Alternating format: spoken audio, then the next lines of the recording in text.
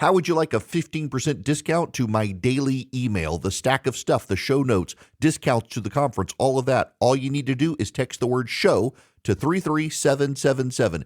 You'll get the annual subscription with a 15% discount to my daily email. You'll get the stack of stuff, the links to the show notes, discounts to the conference, and so much more. All you have to do is text the word show, SHOW, to 33777. Text show to 33777.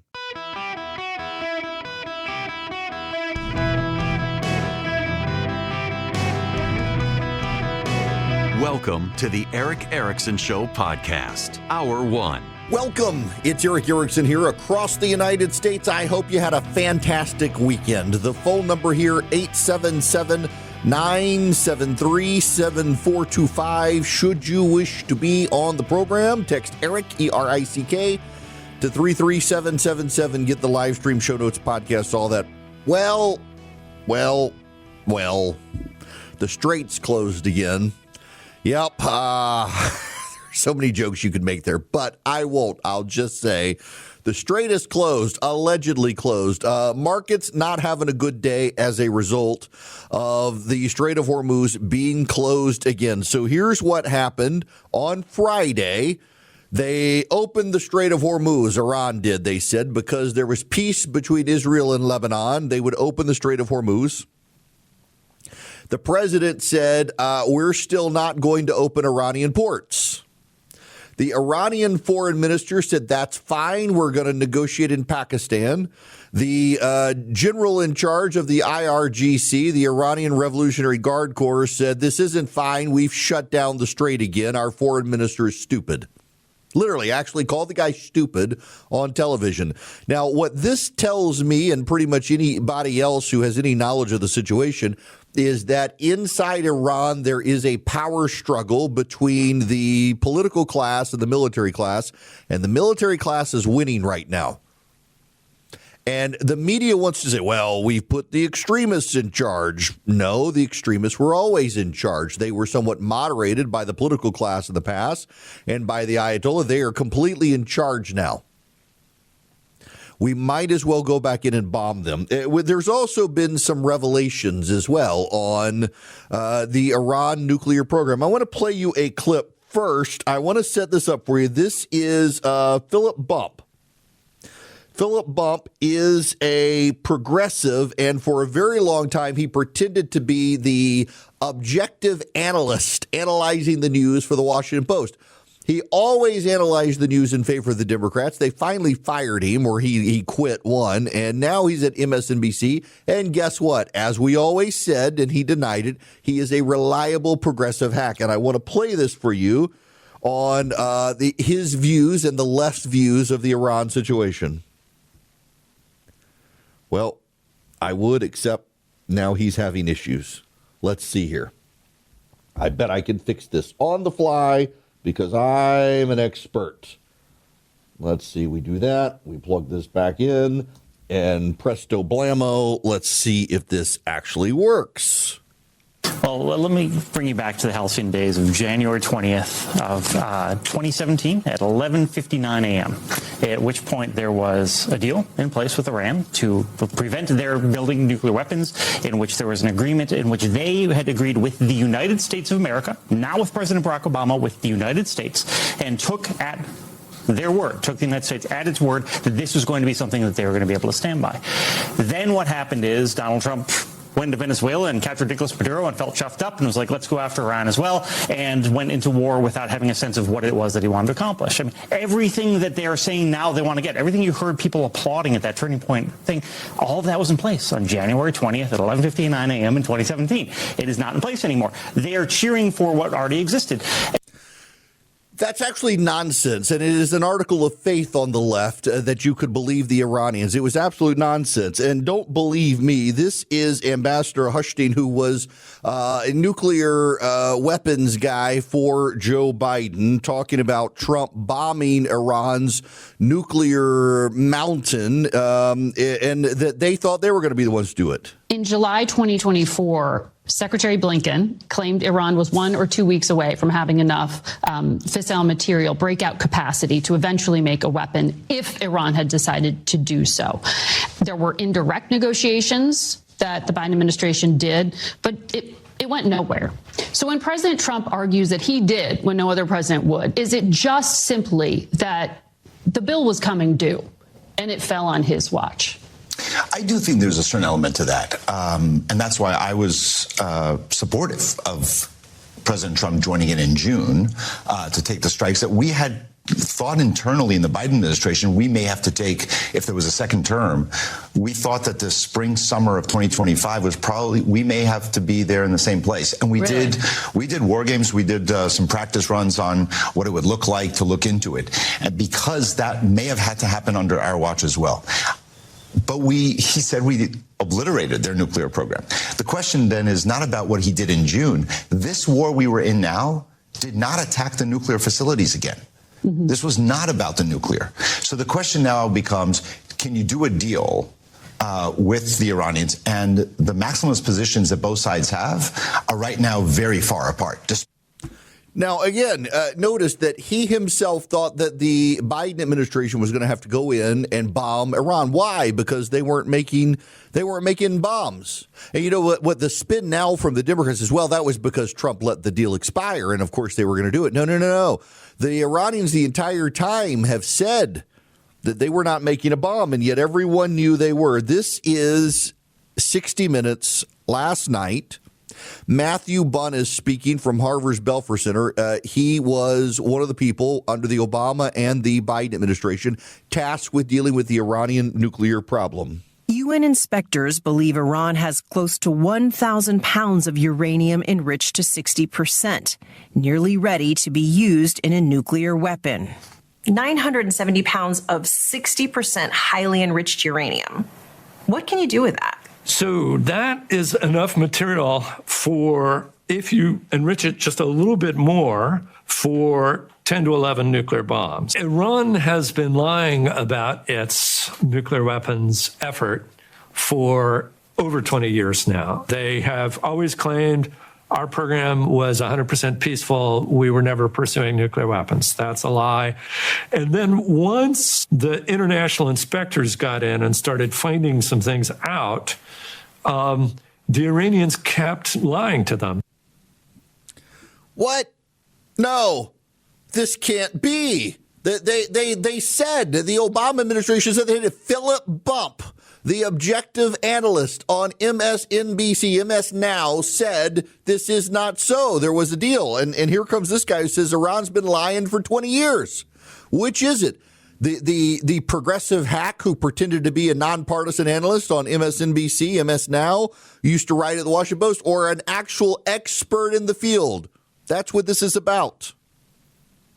It's just wild to see the people on the political left refuse to acknowledge that they were played. They can't do it because if they were to do it, they would have to admit the Iranians really hadn't gotten the better of Donald Trump, except this 2-week peace deal. This is why we should go back in and bomb them, by the way, because it's only going to give them time to get rearmed from China. This is Trey Inks on Fox News. I just spoke with President Trump for about 20 minutes, and he told me if Iran does not sign this deal, the whole country is getting blown up. He went on to say that bridges and power plants will be targeted if Iran does not sign this agreement. The president telling me that U.S. Special Envoys Jared Kushner and Steve Witkoff are heading to Islamabad, Pakistan, for meetings on Tuesday, possibly into Wednesday, to try and get this agreement across the finish line. The president telling Fox News this is a very simple deal, but this is the last chance for the Iranians. The president very clear in our conversation that he is not making the same mistake that President Obama made, giving cash to the Iranians and allowing them to continue a nuclear program. The deal on the table is to reopen the Strait of Hormuz to ensure that the Iranians do not have this highly enriched uranium that is buried deep underground after Operation Midnight Hammer last summer. And again, the president telling Fox News that the entire country will be blown up. Bridges and power plants will be targeted if the Iranians do not sign this agreement. When I was a small child, still to this day, about the coolest thing that I have ever encountered in my life, I met Obi-Wan Kenobi in his garden at his house. I was bored out of my mind. We were staying with some friends southwest of London, and they told me Obi-Wan Kenobi lived down the street from them, and that I couldn't refer to him as Obi-Wan Kenobi. He didn't want people to know he was Obi-Wan Kenobi. Y'all, one of my favorite movies as a kid was Bridge Over the River Kwai. It is a movie that holds up. In fact, my 17-year-old son watched it about 6 months ago. Now, my mom, if she's listening right now, and I suspect my mom is listening, my mom, when I was a kid, insisted that I had to watch all the great movies. We all had to watch the great movies. We watched The Maltese Falcon. We watched Casablanca. We watched The Bridge Over the River Kwai. And that movie blew my mind. I loved it. So our friends take me down the road, and there is Alec Guinness. Now, I was a kid at the time. I was a big Star Wars fan. I didn't realize that he was not actually a big fan of the fandom that came from Star Wars. He wasn't actually, contrary to rumor, he didn't hate Star Wars per se. He just didn't like the fandom that came with it. And I went up to him, and I can still remember to this day, and I was a kid. It's one of my most vivid memories of this guy, seeing this kid, and you could just see the look on his face like, oh, gosh, I'm going to have to talk about. And I looked that man in the eyes as a kid, and I said, blow up the damn bridge. And we talked about filming The Bridge Over the River Kwai. It's a great movie. You know what it's about? It's about the British Expeditionary Force gets held as prisoners of war by the Japanese, and the British general, who is, or lieutenant, who is Alec Guinness's character, decides to show the British ingenuity to build the bridge over the River Kwai that the Japanese can then use to move trains to expand their war gains in Southeast Asia. And so the Allied forces know the bridge has to be built up, blown up. And at the end of the movie, they are trying to blow up the bridge, and Alec Guinness has become so enamored with the British project to build the bridge that he refuses the Allies trying to blow up the bridge. And only at the end, as he's been shot, does he realize that the bridge must be blown up. And he tilts his body as he is falling to land on the plunger of the dynamite to blow up the bridge. It's a fantastic movie. Even with that, spoiler alert, given away, you should watch the whole movie. It's fantastic. It's about blowing up a bridge to stop the military. There are lots and lots and lots and lots of people on the left and in the media screaming, war crime, war crime. You can't blow up power plants and bridges. Yes, actually you can. It's not a war crime. If there is a joint military purpose, and follow along with me here, this is very important for you to understand the distinction because you're not getting it from CNN. If there is anything, power plant or bridge, that is joint civilian and military usage, you can blow it up. If it is a power plant that is 100% for civilian use, you're not supposed to touch it. But in Iran, those aren't the case. The military uses it. Now, the military has its own power grid in Iran, but it supplements it from the civilian power grid. Likewise, Iran can move things across the bridges for the military. So blowing up the bridges and power plants is fair game. It's not a war crime. It's actually well-settled international law for whatever international law is worth, and in the Geneva Convention, you can blow up things that are jointly shared between the civilians and the military. The fact that the media is not telling you that shows you just how much the media does not want Donald Trump to win this thing. In fact, 2 weeks ago, when we started this peace, temporary peace, they told us that Trump had lost because Iran was now richer and more influential in the world. 2 weeks later, They're saying, well, Trump is lost because he so wiped out the Iranian regime that he can't get a deal from them because they're so divided. It is always moving the goalposts to make sure that Donald Trump can't win in the media. Now they're screaming war crimes if he goes back in. Now, I personally don't think Donald Trump should be saying this stuff, but it's a measure of how much he pulled his punches in Iran that the power plants and bridges are still there. When George W. Bush went into Iraq in the 2000s, when George H.W. Bush went into Iraq in 1990, the first things to get blown up were the power plants and the bridges. Why? Because the military used them, and no one was screaming war crimes in either of those occasions. They're only screaming war crimes now because they don't want Donald Trump to win. You blow up the bridges, you blow up the power plants, you blow up the regime, you win, and they don't want Donald Trump to win. They'd rather the radicals in Iran maintain power. Side note real quick, as I look up at my TV and I just see here in Georgia essentially the attack ads between Burt Jones and Rick Jackson these days. Don't very much see any others. I just want my Georgia audience to know that I have invited Burt Jones, Rick Jackson, Chris Carr, and Brad Raffensperger on my show. Given them the entire 2 o'clock hour, one per day. I reached out to them the other day, haven't heard back from any of them. We'll see if we can actually get any of them on the radio show in Georgia. So I will, if I got to pre-record an hour in like the 2 p.m. hour for the national show to be able to do the local interview on WSB in Atlanta, we'll make it happen if they reach out.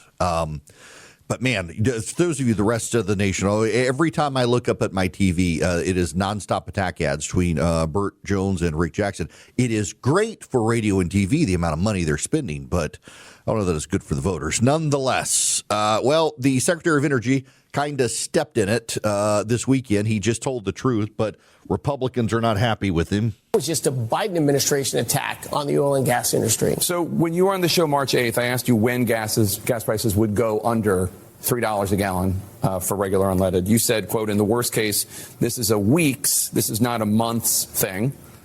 That was 6 weeks ago, so we're still within the weeks realm, but we're 2 weeks away from the month's thing. When do you think it's realistic for Americans to expect that gas will go back to under $3 a gallon? I don't know. That could happen later this year. That might not happen till next year. But prices have likely peaked, and they'll start going down. Certainly with a resolution of this conflict, you'll see prices go down. Prices across the board on energy prices will go down. But it might not be under $3 a gallon until 2027. Under $3 a gallon is pretty tremendous in an inflation-adjusted terms. We had that in the Trump administration, but we hadn't seen that in inflation-adjusted terms for quite a long time. Yeah, they want him to say it's going to happen tomorrow, but it's not. It's going to take time, but it will get there. We'll see. Natural gas continues to bottom out. Let me tell you guys about Incogni. INCOGNI. Incogni. It's like incognito, but it's just incogni.com/Eric. Incogni.com/Eric. Save up to 60%. So there are people who sell your private information online. Your information is for sale. What you watch on TV, what you buy with your credit card, your medical records, your prescriptions, a lot of that stuff is for sale. And data brokers sell it to anyone, including criminals. Then you can get your identity stolen. This is how you get all the spam emails. This is how you get junk mail. This is how you get all those calls on your phone about giving you loans or home warranties or IRS issues. And Incogni gets the data brokers to take your information down. They protect your privacy online. They've now taken mine down from over 340 different websites that had my information for sale. I have, for the last week, gotten 0 telemarketer phone calls. 0. It's all because of Incogni. They're doing their job. They'll do it for you as well. Incogni.com/Eric. Incogni.com/ERICK. Save up to 60% with Incogni. They work day and night to make you more private online. My people, welcome back. It is Eric Erickson here. 877-973-7425 is the phone number should you wish to be on the program today. We got to talk about this awful, awful tragedy in Shreveport, Louisiana. Before I get there, I need to tell you about the Eden Pure Thunderstorm. You can get 3 of them and save $200 at EdenPureDeals.com. The discount code is ERIC3, ERICK3. Now, what are they? They are air purifiers, and so they get rid of dust and pollen. They don't have filters. You don't have to get a filter subscription, unlike a lot of air purifiers. They also generate plasma as the air flows through the device. It kills 99.9% of bacteria and viruses. Where they really shine is odor elimination. And I used them again this weekend on my back porch. I had forgotten to close the screen. And I used my pizza oven with the wood burning pizza oven. It was fantastic pizza, but the smoke got on the back porch. And when I closed the windows, you could really smell it. And I used the Eden Pure Thunderstorm on the back porch, plugged it into the wall, walked away, came back an hour later, and no more smoke smell. They just work. You get 3 of them, save $200. EdenPureDeals.com. Eden, like the Garden of Eden, pure as the driven snow. EdenPureDeals.com. The discount code is ERIC3, ERICK, the number 3. You can thank me later. They really do work. I am a native of Louisiana. I am from the Felicianas, a little bit north of Baton Rouge. My grandmother is from Plaquemine on the bayou there. Went to Baton Rouge High School. I grew up overseas, moved back for 10th grade, finished at Jackson High School, public school graduate here. And my parents are still there. When I was a kid, my grandmother told me that anyone north of Alexandria was a Yankee, and we pretty much maintained this south of Alexandria, Louisiana. If you're north of Alexandria, you're probably a Baptist Yankee. Now, my grandmother was a Baptist, so that one didn't bother her. But we've got a Speaker of the House of the United States of America from Shreveport, Louisiana. The first time I met him, told him I was from south of Alexandria and considered him a Yankee. And he said, as a matter of fact, most people south of Alexandria do believe that. Shreveport, y'all, listen, I love Louisiana. I particularly love the Felicianas where I am. It's the rolling hills, the plantations, the live oak trees. It's beautiful. My parents have a family farm. I'm in the process of selling for them, and it kind of makes me sad because it's some of the most beautiful land. Live oaks, and you've just got streams from springs that bubble out of the ground. Right there on the property, there's a creek that forms, and you can literally watch the water bubble up out of the ground and form this creek. It's phenomenal, beautiful land. Shreveport, never been a fan. But in March 2019, Elkins was arrested on a charge of illegal use of weapons and carrying a firearm on school property. He was just 300 feet away from a Shreveport high school when he fired 5 rounds into a car precisely in the direction of the school as it sped away. He pleaded guilty to the illegal weapons charge in October of 2019 and was placed on probation for 18 months. The firearms charged was disappeared. Also, he had DUI issues. This is Shamar Elkins, age 31. In the police description of the March 2019 incident, an officer wrote that Mr. Elkins pulled a 9mm handgun out of his waistband and shot at a vehicle 5 times after the driver of the car had pulled a silver handgun on him. One of the bullets Mr. Elkins shot was found near a school where children were playing outside. And he got probation. Mr. Elkins served in Louisiana National Guard from August of 2013 to August of 2020 as a signal support system specialist and a fire support specialist. He had no deployment and left the Army as a private. He had 2 prior convictions, the shooting incident and a DUI in 2016. The illegal use of the weapon. They dropped the charges and put him on probation, though he fired 5 shots at a car with one of the bullets landing in a school.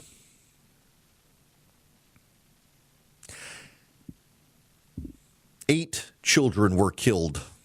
2 other people gravely wounded in a shooting spree that spanned 3 locations in Shreveport, Louisiana this weekend, ending with the gunman shot dead after a police chase Sunday morning. The gunman, Shamar Elkins, 31, had mental health problems and had recently expressed suicidal thoughts. The children ranged in ages from 3 to 11, and 7 of the 8 children were Mr. Elkins' children. He shot them execution style. The Caddo Parish Coroner's Office identified them as Jayla Elkins 3, Shayla Elkins 5, Kayla Pugh 6, Layla Pugh 7, Mark Adon Pugh 10, Sharia Snow 11, Kadarian Snow 6, and Braylon Snow 5. Mr. Elkins also shot 2 other people, including his wife, who was hospitalized with life-threatening injuries. After the shooting, Mr. Elkins took a car by force, and police officers pursued him. The officers opened fire, and Mr. Elkins died. Corporal Chris Bordelon of the Shreveport Police Department said at a news conference, it's unclear if officers killed Mr. Elkins or if he died with a self-inflicted gunshot wound. Mayor Tom Arsenault of Shreveport described the killings in a news conference as maybe the worst tragic situation we've ever had.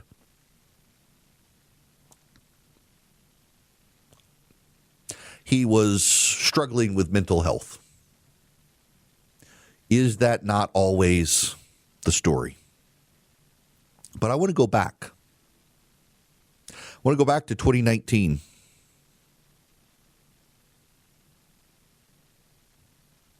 He opened fire on a car fleeing from him, claimed that the person in the car had brandished a weapon at him, and he opened fire, 5 shots towards a school, towards an elementary school. One of the bullets landing at the school near where kids were playing, and the local prosecutor decided to give him probation. He shouldn't have been able to have a gun under the law anyway, but he did. And this is a tragedy. This is a horrific tragedy. He killed 8 kids, all of his own children, shot execution style. And adults as well, his wife, who's in very critical condition. And he could have been in jail. There's a recurring pattern in the United States where we find that less than 2% of people are involved in upwards of 90% of the crimes. And progressive prosecutors in this country have decided to let these people out of jail and roam the streets. I want to say something that may be provocative to some of you, but I want you to know that I actually mean this. I'm not saying this to be provocative. I'm saying this because it's the truth. We don't actually have a homelessness problem in the United States. We don't have a homeless problem in the United States. And you can't cure homelessness by putting homeless people in houses, because we don't have a homeless problem in the United States. We don't. We don't have a homeless problem. And so if you put a homeless person in a house, you're not actually solving the problem that led to that person being on the street. You're not. We don't have a homeless problem in the country. And the reason people say we need to solve the homeless problem is because they want to avoid dealing with the real problem. We do not have a homeless problem in the United States. We have a feral drug use and mental health problem in the United States, and homelessness is the symptom of the underlying problem. If you put homeless people in houses, you're not getting rid of the feral drug use and you're not getting rid of the mental health problems. So those people are probably going to wind up homeless again, or you've given them a roof over their head where they can overdose or have psychotic breaks or turn violent. We have a mental health problem in this country, and we have a drug addiction problem of people roaming the streets high as a kite. I got people mad at me a couple of weeks ago for applauding our local government for bulldozing a homeless community that had taken up along a river walk where people couldn't use the river walk anymore. You call yourself a Christian cheering that on? Yes, because we don't have a homeless problem. That homeless encampment was a sign of the problem. It wasn't the problem. The problem was the drug use and the mental health problem. problems. We do not have a homeless problem in the United States. We do not have homelessness in the United States as something that society should fix. We have drug use problems and we have mental health problems that society should fix. And the way to fix them is the same way you fixed the crime problem in the United States. You round them up and put them in institutions that the left in the 70s and early 80s decided to get rid of. My hometown of Jackson, Louisiana, south of Shreveport by several hundred miles, there is a state mental health facility, a beautiful old building that is mostly shut down because progressives decided to cut federal funding to house mentally ill people in this institution. Not far from me, about 45 minutes from me, Milledgeville, Georgia, has the state mental health hospital for the state of Georgia. Same situation.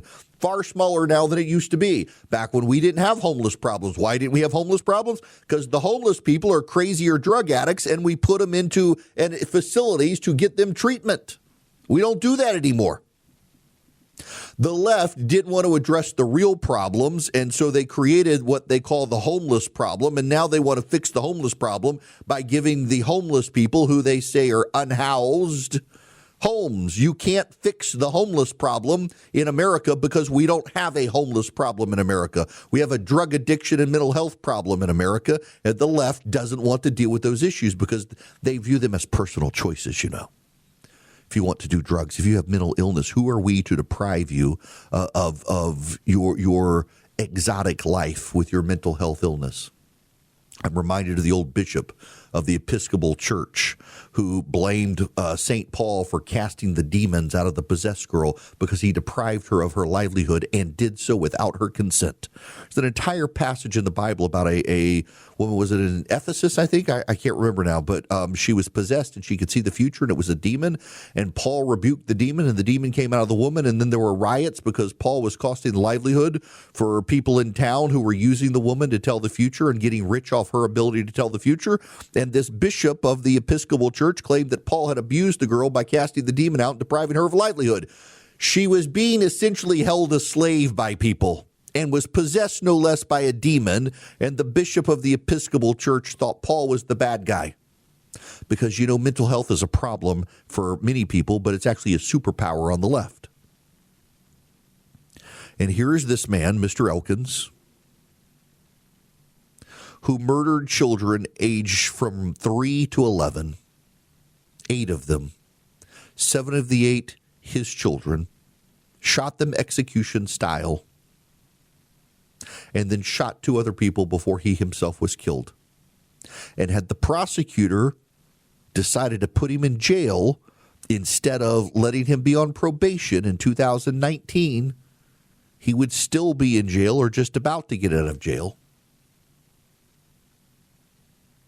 Had they put him in prison, they could have realized he had mental health problems and gotten him help. But they chose not to. They chose to be lenient.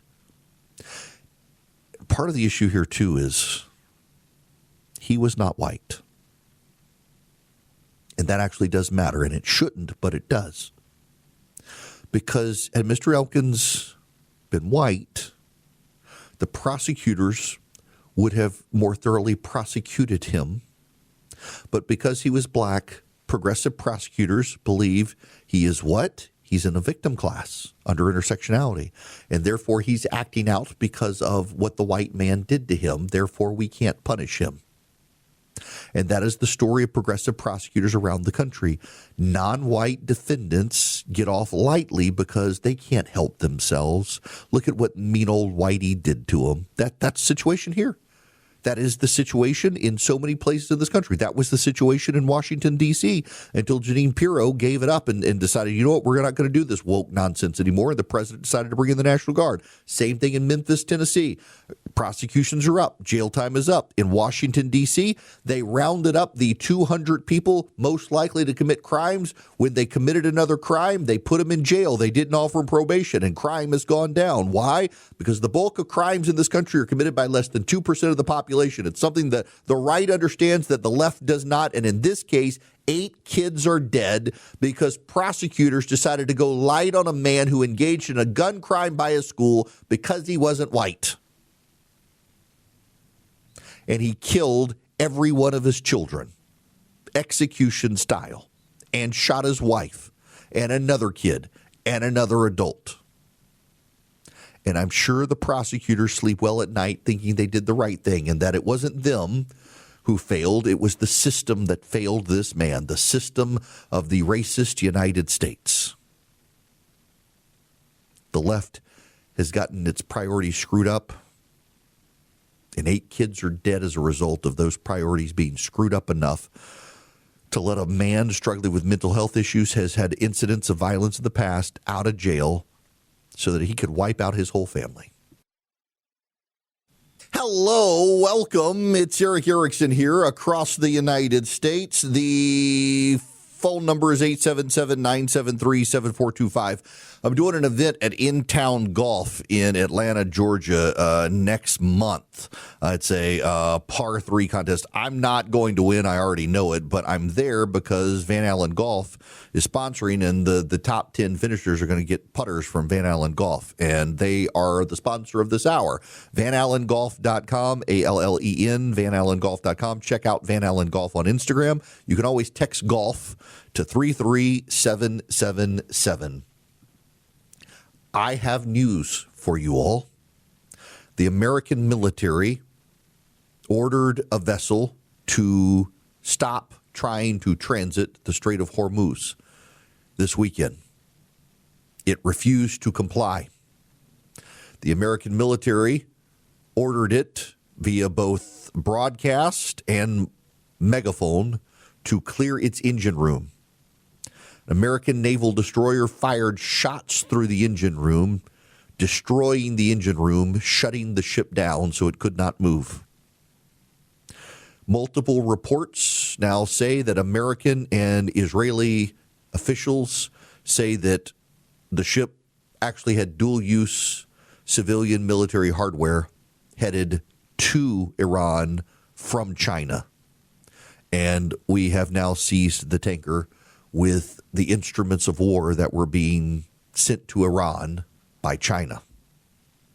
Not confirmed, but multiple outlets from Israel and the United States are saying they are hearing that from intelligence officials in both countries.